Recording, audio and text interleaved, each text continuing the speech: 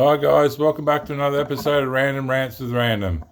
I thought I'd come back with an update on my days of freedom, where I'm going to be going riding, and if anyone wants to come for a ride with me, give me a shout. I've got a bit of a trip planned, so if you're interested, give me a comment and I'll let you know where I'm going if you're interested in coming for a ride with me. It's coming up soon. But there is some unfortunate news. So we'll start with the bad news around here. The bad news is Katie can't join us in any of our freedom rallies. Can you see there? She started leaking out her water pump telltale hole. Oil and water. So if someone could tell me whether it's bad that oil's coming out this time, because normally only water comes out, that would be good. I'm guessing it's just the oil side seal, and it's not a big deal, but if someone could let me know. But poor old Katie's weeping, and that makes me weep, because she can't come on any adventures in the next few days. But don't worry, guys. I'll get her going again, and we will certainly have adventures in the future. Don't worry about that. As long as I can walk and as long as I can twist the throttle, me and Katie will be having adventures. And I must say, she did enjoy her new Barkbuster mounts. Her clutch muscles are very comfortable now. So also, I thought I'd continue on with the series I started before, called What's in Kane's Tank Bag? So let's see what's in Kane's tank bag today. Right, what are we starting off with? Oh, a cheap shit air mattress from Kmart. A real thick proper one, because guys, I can't get sleep on the thin hiking mattresses that are so popular with moto camping. And I can't afford expensive ones that get thicker. Thicker hiking mattresses cost like $300. This thing costs $20. I'll see how it goes. I guess I'll just have to throw out my first aid kit and tools to make room for it. So we'll see how that goes. I'm sure it's going to be a lot more comfortable sleep. It's just a bit big and bulky. So yeah. Looking forward to the sleep. Not looking forward to having to chuck out my first aid kit and toolkit to make room for it. What else have we got in here, big boy? What the? Oh, look at that. I bought myself a little 6-foot telescoping fishing rod. You see there how they all telescope in? I thought I generally try and camp near a creek, and if I'm sitting around by myself, I might as well go fishing. I do enjoy fishing, so I bought that to give it a bit of a go. And I've also setting myself a couple of challenges on this trip.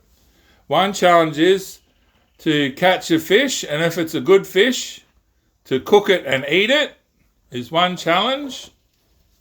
And I'll get back to the second challenge in a minute. But I'm hoping, guys, you'll let me cheat, because I've got these really good Abu Garcia reels that I inherited from my dad. And this one's a real fancy trophy edition with ball bearings. And yeah, real deadly. I had to change the handle. The handle had like a daggy big handle and nothing on the other side. So I changed it to a more comfortable handle. So I thought I'll bring Dad fishing with me, and he can come fishing with me on my trip as well. So yeah, very nice Abu Garcia 6500 bait caster. And plus the other thing is, if you look, I'll put it down beside that one. There's not much in it, but I think the bait caster is just that little bit more compact. It's hard to tell, but it's just a little bit more compact than the egg beater, I reckon. But anyway, hopefully you'll let me cheat and use Dad's nice bait caster. That way Dad can come for a ride and come fishing with me as well.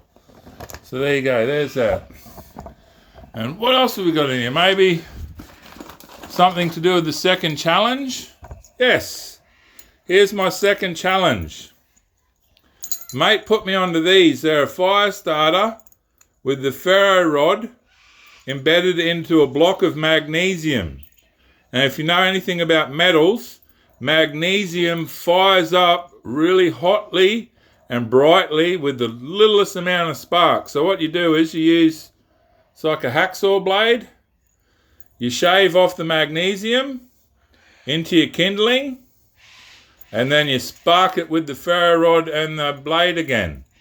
So I've never actually started a fire with a ferro rod and steel, so I figure why not try this magnesium block one. So that's my second challenge of my trip. I've got to start a fire with this setup. I'm pretty sure I'll do it, but let's see how we go with that challenge. And then what have we got left in your bag here, Kane? The pièce de résistance. Remember how I told you I bought new bark busters for him? And then I ordered some extra wind deflectors. So they've come today, guys. So I figured I'll set you up over here.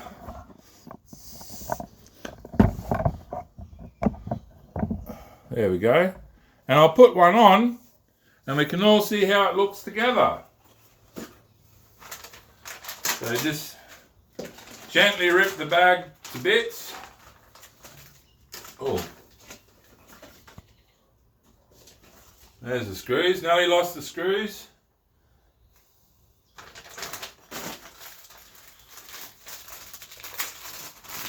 So here they are wrapped up.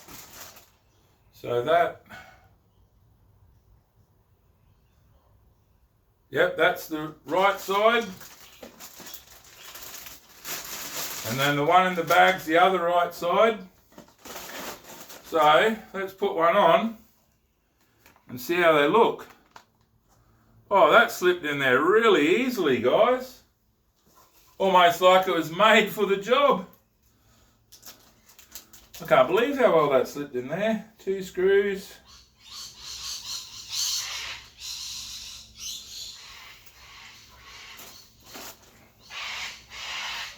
Screwdriver at the back here.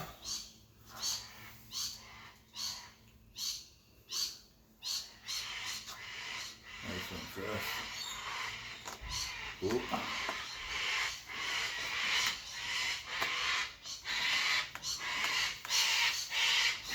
One screw started. I hope you remembered from my last instructional video, never do any bolt up tight or screw up tight until all the screws are in. And then when all the screws are in, you go back and snug them up tight. So this thing's only got 2 screws holding it in. One tight.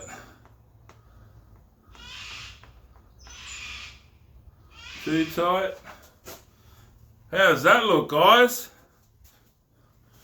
Oh, that looks so cool. That looks sick. It fits in there with all the angles.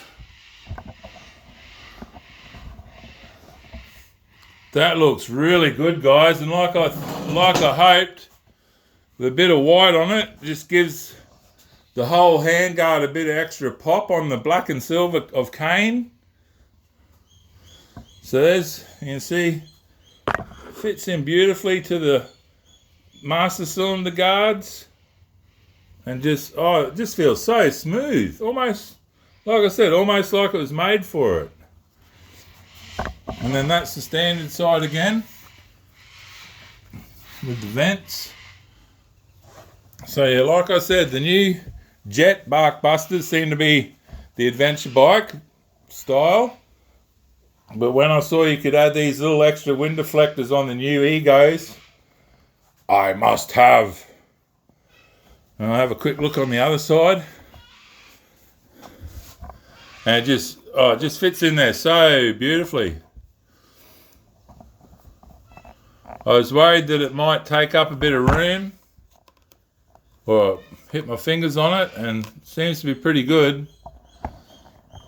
It's almost like an OEM bike manufacturer bit. You know how when motorbike makers, they've got one bit of plastic, they've always got to put another bit of plastic on the back to make it look neat. So very neat. A little bit of a bulge on the screws, but I don't think that's going to be a problem. Yeah, I'll put my big yowie hand in there. I've got to reach to even hit them, so whoop. There we go. So yeah, happy about that. What do you reckon, guys? Do you reckon the black and white make cane pop? I reckon it does. And I'm just amazed how smooth it feels. Can't get over that. Like, I know they're made to fit together, but sometimes that just doesn't. Like, look at how smooth it is. You can barely feel the bumps coming through the vent holes. See how smooth it feels. So anyway, I'll go and I'll do something about that later in private, since it's given me such the horn. So there you go, guys. So like I say, if anyone wants to come on a ride with me, we can go fishing, start some fires. We're not going to sleep in the same bed though. Oh, unless you're a girl and you really, really like me, I might make some exceptions. But if not, each to their own bed. Anyway, so yeah, if anyone wants to come for a ride with me on these dates, I've got 9 days of absolute freedom. So otherwise it's just every fortnight I get freedom. So there you go, guys. Still got to do the oil change on Kane and change his brake pads, but I'll be smashing into that next week. Go for a ride tomorrow to make sure he's running all good. And there we go. So as always, remember, keep it real on the back wheel.